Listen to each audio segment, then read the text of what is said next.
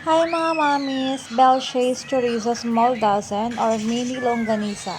So share ko lang po sa inyo kung paano kami magluto ng ganitong longganisa. So step 1 po is water and then maglalagay po tayo ng mantika. After nyan, pwede na po natin ilagay itong ating mini chorizo. Ang purpose pala mami ng water is para maging juicy siya at syempre hindi siya maging dry. At syempre mami, halo-haloin mo lang ito para maging pantay at balance ang pagkakaluto. Ayan, then halo-haloin mo lang mami hanggang sa kumulo na ito at makonti na yung kanyang sabaw. So sa point na to is nakulo na siya ng todo. So ang gagawin natin is kuha tayo ng gunting and then gupitin natin yung mga tali niya para hindi tayo mahirapan sa paghalo at pagbabaliktad. Ayan. So, sa punta na to, mami, is kung mapapansin nyo, ay kumukonti na yung kanyang sabaw.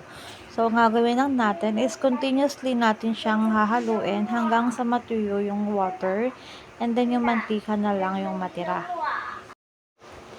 Ayan. So, sa point na to is kung mapapansin nyo po, is konti na lang yung water and then medyo mapula na yung ating longganisa.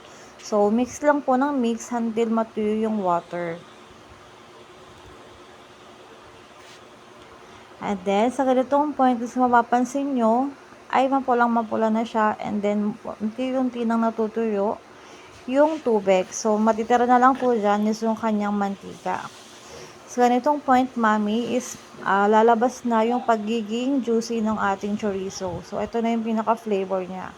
So, mix mo lang siya ng i-mix para kumapit po yung kanyang flavor dun sa pinaka-chorizo natin.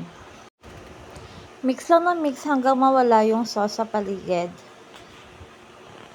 And then, ito na po yung ating final luto. Enjoy, mommies! Thank you for watching, mommies!